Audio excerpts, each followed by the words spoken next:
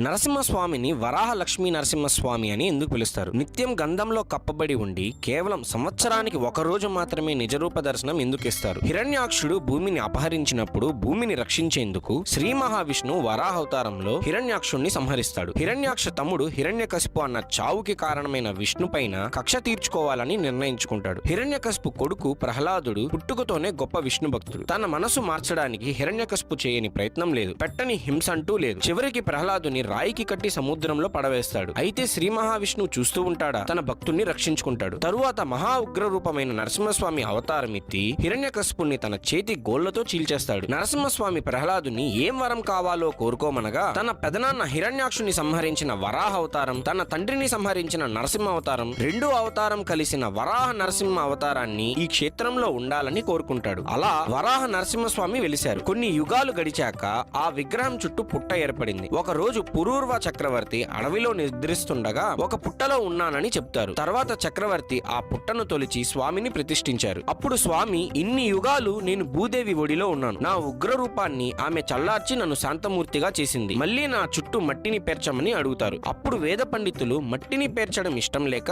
చల్లదనాన్నిచ్చే గంధాన్ని ఆయన చుట్టూ పూశారు. అలా నిత్యం ఆయన్ని శాంతింపజేయడానికి ఇలా చందనం పూస్తారు. జై వరాహ లక్ష్మీ నరసింహస్వామికి.